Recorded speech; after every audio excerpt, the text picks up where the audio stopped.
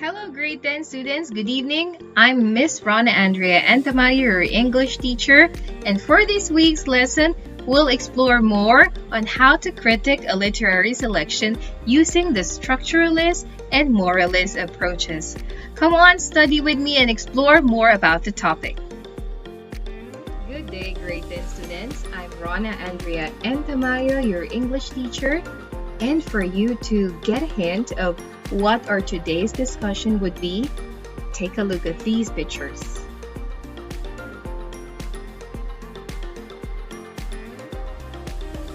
I'll give you 5 seconds to have those pictures in mind. 1, 2, 3, 4, 5. Time's up. What do those pictures signify? Think again, students. What do those pictures signify? How can those pictures give us an idea on how to critique a literary selection? I'll give you a hint to help you answer what each of the picture signifies. For the first picture, what did you see in that picture? What did you see in the first picture earlier? That's right, there was a building. Another answer? Okay, it seems that the building is just newly constructed, or they are in the process of constructing the building. That's a good idea as well. Here's a hint. The word starts with letter S, followed by T, and then I think it's easy for you now to guess what that first word is. A word to describe the first picture is 1, 2, 3, 4, 5. Here it is. That is the word structure. Oh, I think some of you already got the answer before I showed you this slide. Very good. To all who got the hint, or to all who figured out what that first word is, and that word can be used to describe the first picture. Let's have the second picture. I think it's quite challenging for some of the students to get what the second picture signifies or what the second picture represents. Let's take a look at this hint. Here it is. The word, or the word I would like you to guess to signify or describe the second picture is, okay, that word represents people's perspectives of others' actions and way of thinking. That starts with letter M. M. The third word is R. And the last word is L. So that's a 5-letter word. Think of what that word is. Think. I can give you 5 seconds to think of the answer. Or to help you more to guess what that word is, let me give you an example. You have a friend and you had known that his father committed a crime. Now, I will not be specific of what that crime is. Would you report your best friend's father to the police? If you are contemplating on what to do on that scenario or situation, then that would appeal to your 1, 2, 3, 4, 5. That would appeal to your moral. Very good. Few of the students were able to think or come up with the word that represents the second picture. So we have 2 words. The first word is structure, and the second word is moral. Let's proceed to the next part of the discussion. Okay, because you have guessed those two words right and you have guessed those two words correctly, we have now our target for this lesson. So everyone is expected to join or participate actively in our discussion and in our activities on how to critique a literary selection using a structuralist approach and a moralist approach. Let's proceed. What is structuralism? Can anyone here in the class describe what structuralism is? You can see a very simple definition here on our slide. Structuralism or formalism is an approach to literary analysis grounded in structural linguistics or the science of language. For you to learn more on how to use a structuralist approach in critiquing a literary selection, we'll have another activity for you to learn or know more about the topic. I will help you and guide you on learning more about that. So don't you worry. Let's have a simple definition of moralism.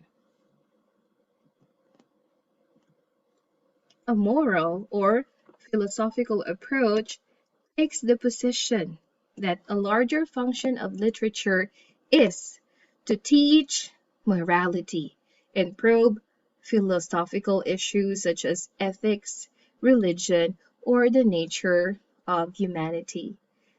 That expresses most of what I mentioned earlier in my example. Do you still remember?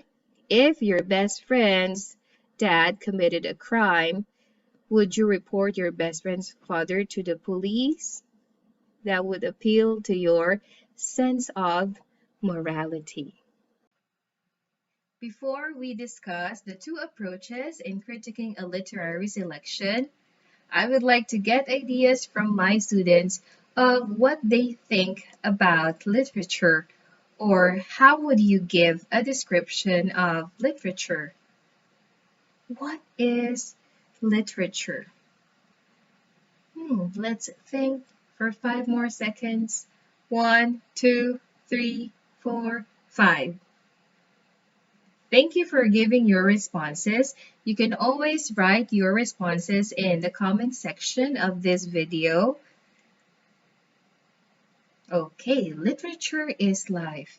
Literature mirrors different aspects of an individual's life, whether that be sad, gloomy, happy, exciting, or whether that be a very challenging or melancholic part of your life, that would still be described or expressed by literature.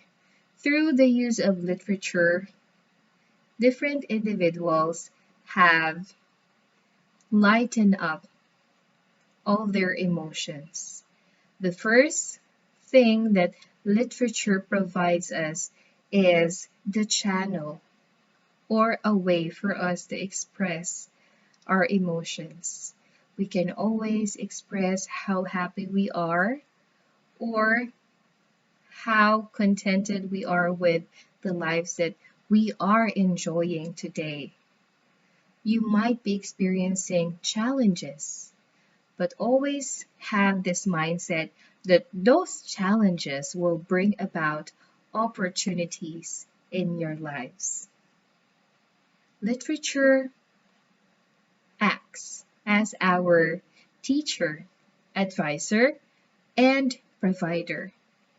It provides us a feeling of satisfaction whenever we express or deliver our emotions. Literature teaches us a way of life. It also helps us to envision the future. That is what literature is. This time, we'll learn the approaches in critiquing a literary selection. Now, not all works of literature will be expressed in the same manner for all of the readers or listeners. It may reach you on a different manner or on a different aspect, depending on your perspectives, insights, and perceptions of what life is, or how you understood a given literary selection. Now, let's study the first approach.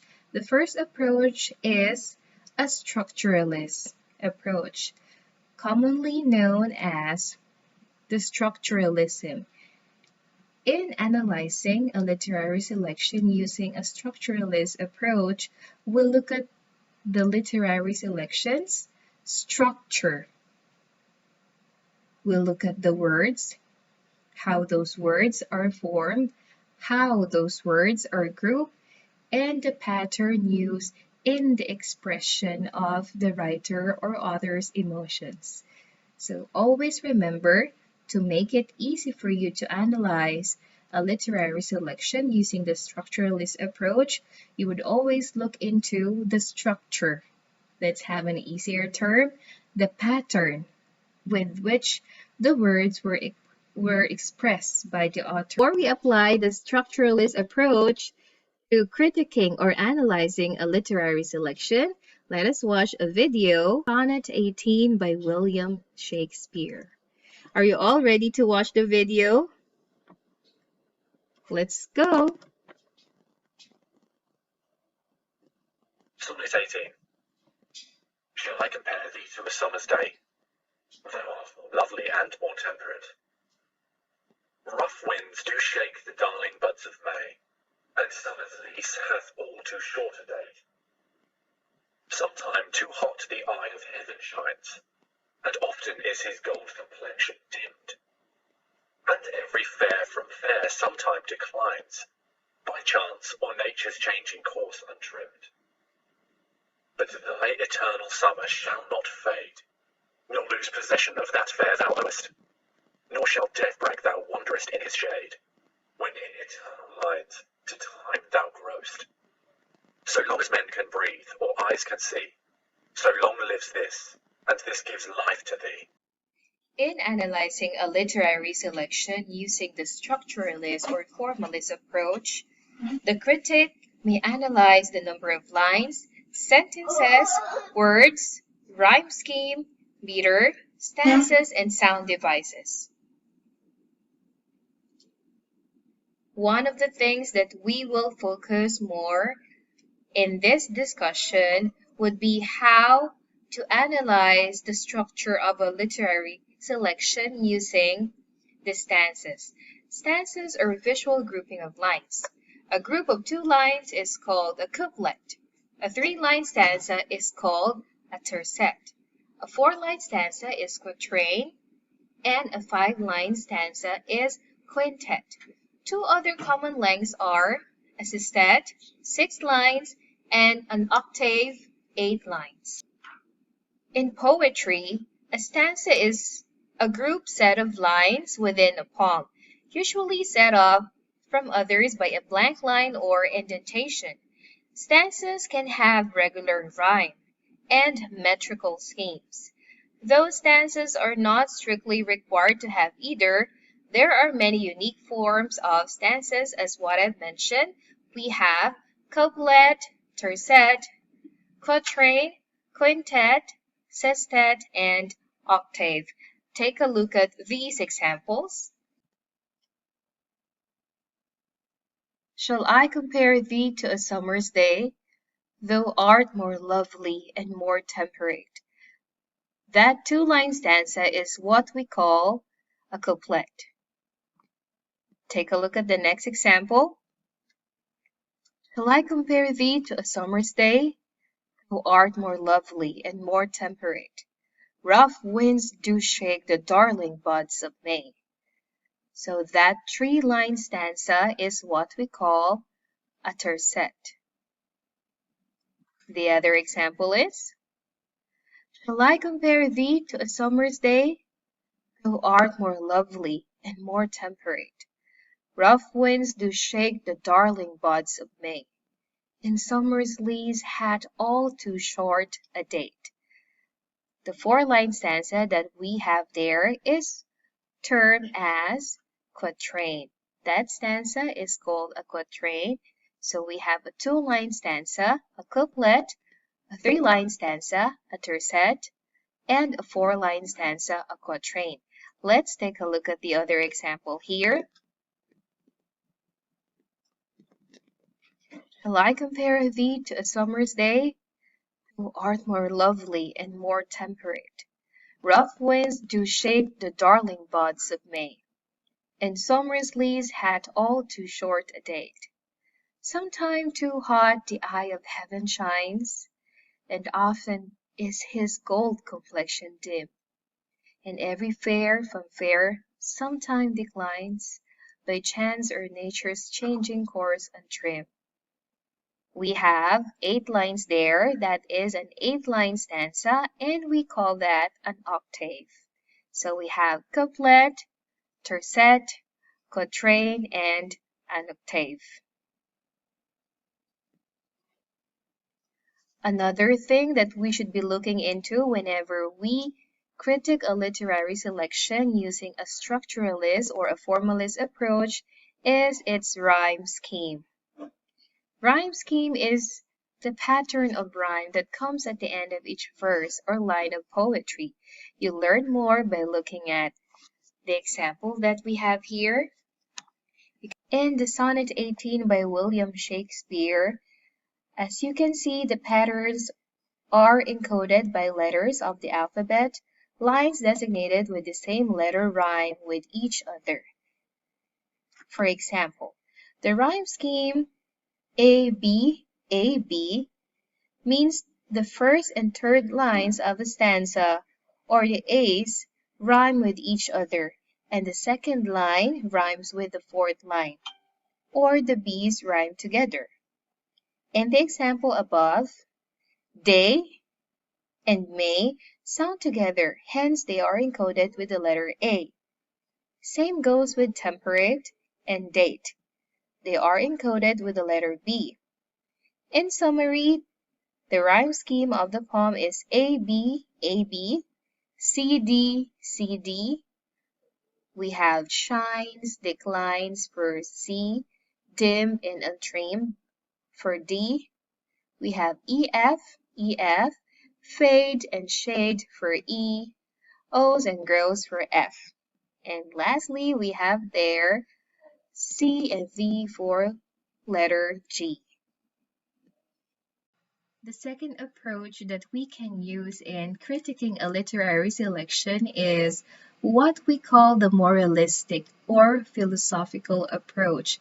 Now, this becomes more serious than the structuralist approach, wherein you need to look into the structure of a literary selection.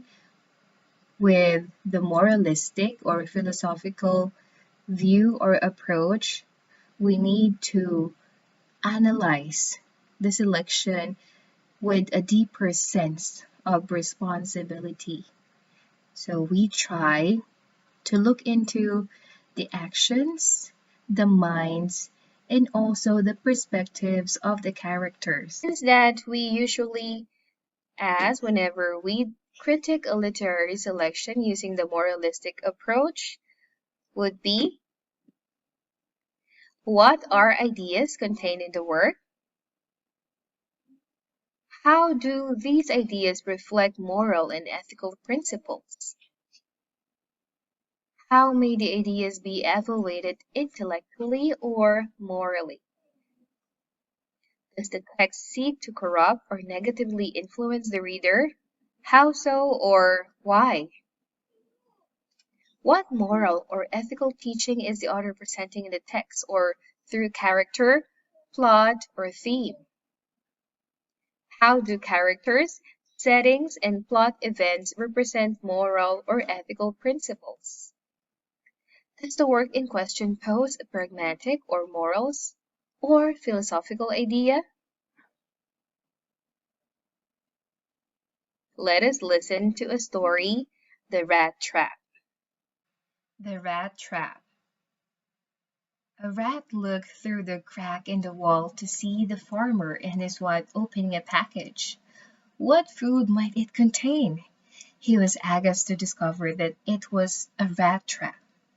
Retreating to the barnyard, the rat proclaimed a warning. "There's a rat trap in the house! A rat trap in the house!" The chicken clucked and scratched, raised her head and said, "Excuse me, Mr. Rat. I can tell this is a grave concern to you, but it is of no consequence to me. I cannot be bothered by it." The rat turned to the pig and told him, "There's a rat trap in the house! A rat trap in the house!" "I am so very sorry, Mr. Rat," sympathized the pig, "but there is nothing I can do about it but pray. Be assured that you are in my prayers." The rat turned to the cow. She said, "Like wow, Mr. Rat, a rat trap? I am in grave danger, duh." So the rat returned to the house, head down and dejected, to face the farmer's rat trap alone. That very night, a sound was heard throughout the house, like the sound of a rat trap catching its prey. The farmer's wife rushed to see what was caught. In the darkness, she did not see that it was a venomous snake whose tail the trap had caught. The snake bit the farmer's wife. The farmer rushed her to the hospital. She returned home with a fever. Now everyone knows that you treat a fever with fresh chicken soup.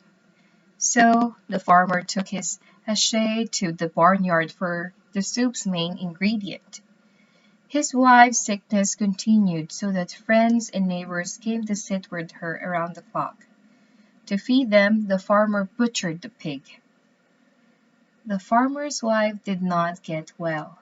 She died, and so many people came for her funeral that the farmer had the cows slaughtered to provide meat for all of them to eat. Now, what did you learn from the story?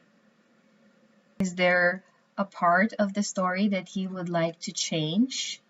For the woman not to get sick, for the chicken not to be killed to be the soup's main ingredient, for the pig not to be butchered by the farmer to feed their friends and neighbors who came to sit with the sick lady?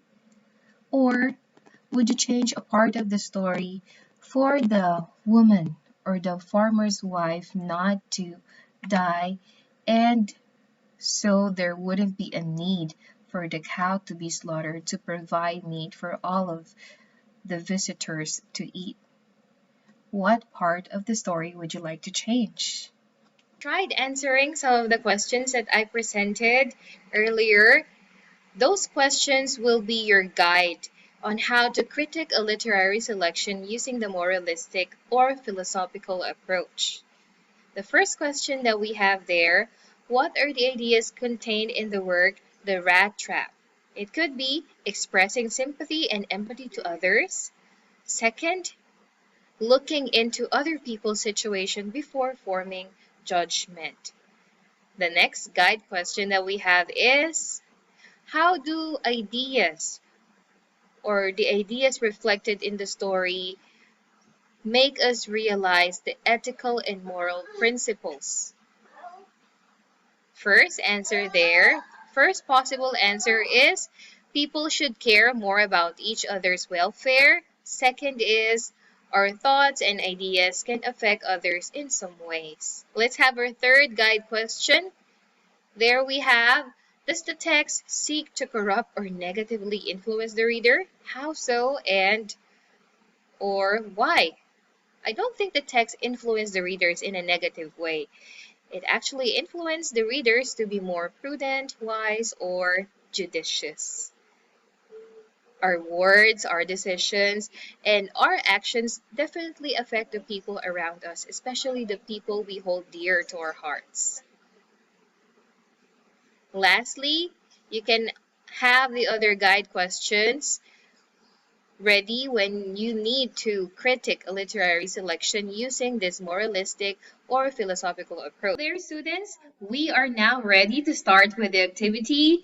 So get your phones or have your laptops or desktops ready and open in your Nearpod application or go to www.nearpod.com and enter the code in uppercase ANJU3.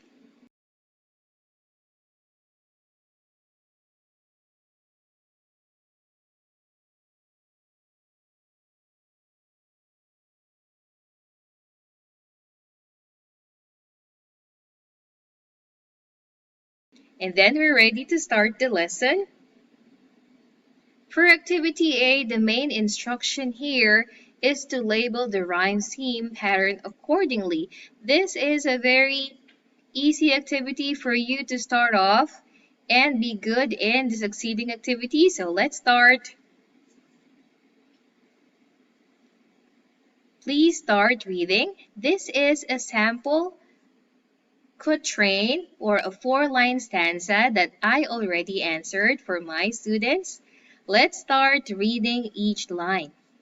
Sonnet 116 by William Shakespeare. Let me not to the marriage of true minds. That's A. Admit impediments, love is not love. B. Which alters when it alteration finds. That's A. Minds and finds rhyme. So we both have A in those lines. Or bends with a remover to remove. That's B.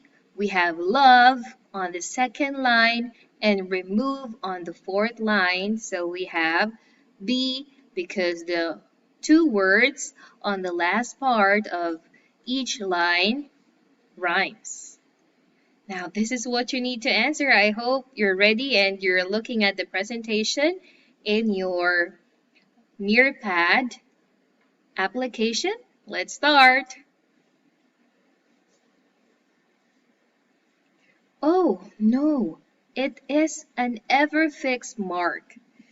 The answer there is, okay, you can actually answer it using your Nearpod application. I can open in the whiteboard for you. The answer there is, let's click a pen. I already chose a color and let's start writing.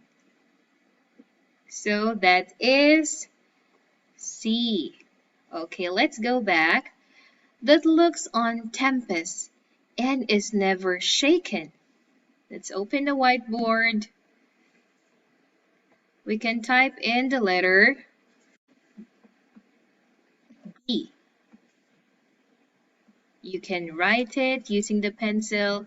You can also type it in or move your answer close to the first answer.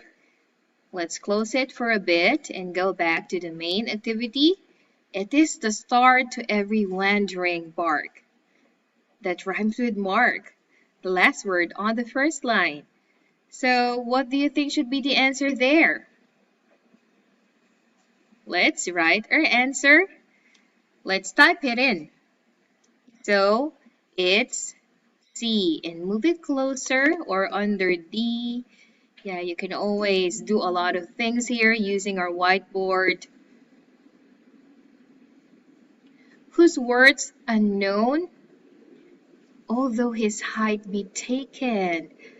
Taken, the last word on the fourth line rhymes with the last word on the second line, which is shaken. We have shaken and taken. Let's open the whiteboard and let's try writing in our answer using our pen in here. Let's try using a different color. And that is D. So there we have the rhyme scheme C, D, C, D. Let's close the whiteboard for a while and go back. Let's look at the next. Let's try our collaborate board. Okay, got it. For this collaborate board, you can type in some of your thoughts.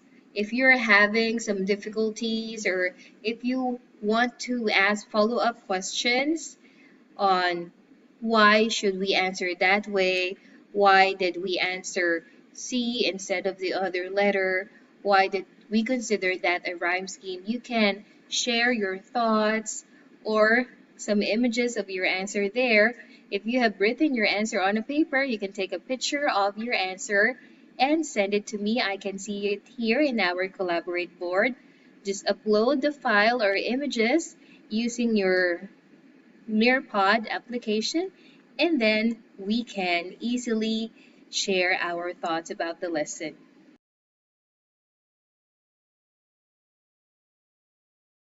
And you can post it in there. Oh, I can see one answer in here. I just need to check it and approve it. I'll just click check, and your answer can also be seen by other students. Good point, Andy. Let's proceed to the other parts of the activity. So we'll just continue activity A with this stanza. Love's not times full, though rosy lips and cheeks. That would be, let's think carefully of the answer. I can open the whiteboard, read the other parts of the previous activity. Let's type in our answer. For the line that I've read, the answer there is E. So we're done with A, B, C, D, C, D. If you close the whiteboard, you will see that the word cheeks doesn't rhyme with the previous words that we had in the other stanzas. So we have mark, shaken, minds, and love. And those words don't rhyme with the word cheeks. So we have there a new letter, which is E. Let's check on the next line. Within his bending sickle's compass calm, that is letter. It's also different with cheeks. It sounds different with cheeks, so we can add in another letter. Oh, let me have green this time. So I'll be typing in F. So earlier we had E, click enter, and F. Okay, close the whiteboard for a while and read the next line. Love alters not with its brief hours and weeks. Weeks rhymes with cheeks. Okay, so that would be E. Let's continue answering this. I think I click on the dot mark, so I wouldn't be needing the dot mark again. I just need this letter. Let's erase everything. Delete everything that I have here and type in the answer from the start. So I had answered E and F and E. Okay, we are now on the fourth line. Fourth line there is, but bears it out even to the edge of doom. Doom rhymes with the last word on the second line, which is calm, and then we have doom. Let's open the whiteboard again, or dots in there, so I just need to delete those. Okay, we have, if this be terror and upon me prove, I never read nor no man ever love. Prove and love, those two words rhyme, so we can put in here B. So that's it. We already have our complete answers For activity A, let's close the whiteboard and have a recap of our answers. We have AB, that's the rhyme scheme for the first stanza. We have CD.